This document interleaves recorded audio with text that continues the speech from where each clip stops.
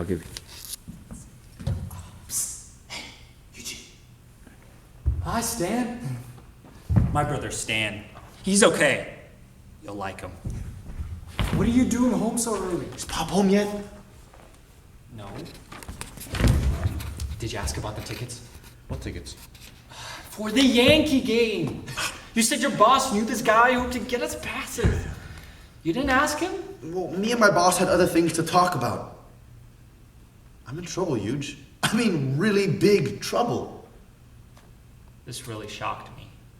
Because Stan is the kind of guy who could talk himself out of any kind of trouble. What kind of trouble? I got fired today.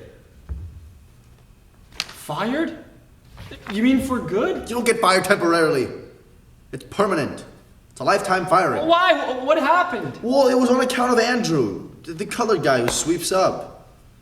Well, he was cleaning the floor in the stockroom and he lays his broom against the table to put some junk in the trash, and the broom slips.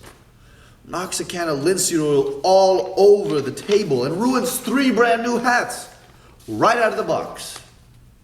$9 stencils. I mean, it wasn't his fault. He didn't put the linseed over there, right? Right. So Mr. Strom sees the oily hats and he gets crazy. He says to Andrew that the hats are going to have to come out of his salary. $27. So Andrew starts to cry. He cried?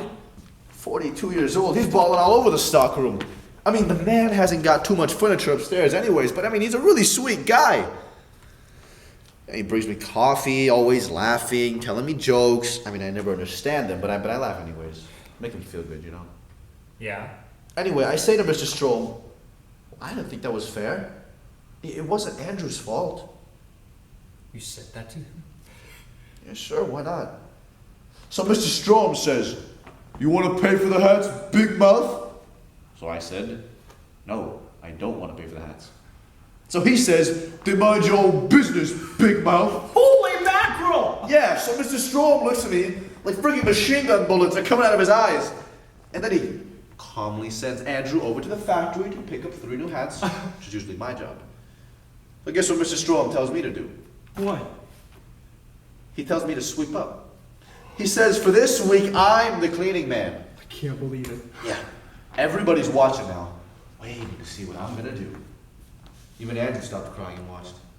I felt the dignity of everyone in this store was in my hands. So, I grit my teeth, and I pick up the broom. And there's a big pile of dust right in the middle of the floor. Yeah? I sweep it all over Mrs. Stone's shoes. Andrew had just finished that this morning, if you want to talk about irony. I am dying! I'm actually dying! I mean, you could see everyone in the place was about to burst a gut. Mrs. Mulcahy, the bookkeeper, he'd already keep her false teeth in her mouth. Andrew's eyes are hanging 5 inches out of his eye socket. This is the greatest story in the history of the world! So Storm pulls me into his back office, closes the door, pulls down the shades. He gives me this whole story. I was brought up in Germany to respect his superiors, that if he ever did such a thing like he did, they would beat me in the Kampf until they killed me away dead. That's perfect! You got him down perfect. And I say, yeah?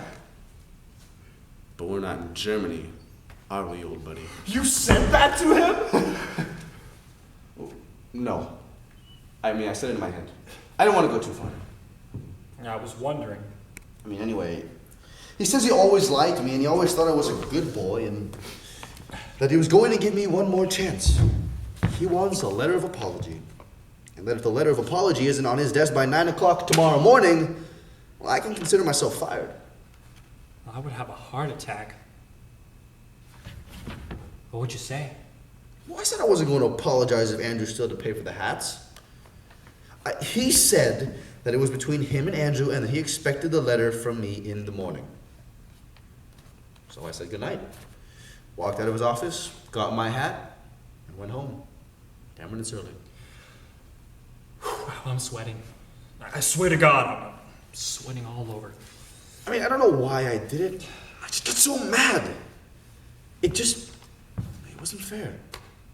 I mean, if you give in when you're 18 and a half, you're given for the rest of your life. Don't you think? Well, I suppose so. So what's the decision? Are you going to write the letter? No! Positively? Positively! Well, except I'll have to discuss it with Pop. I know we need the money. But he told me once, you always have to do what you think is right in this world and stand up for your principles. Yeah, and what if he says he thinks you're wrong? You know, that you should write the letter. He won't. He's gonna leave it up to me. I already know it. But what if he says, write the letter? Well, that's something we won't know until after dinner, will we? All in all, it was shaping up to be one heck of a dinner. I'll say this, though. I always had this two-way thing about my brother. Either I worshipped the ground he walked on, or I hated him so much I just wanted to kill him.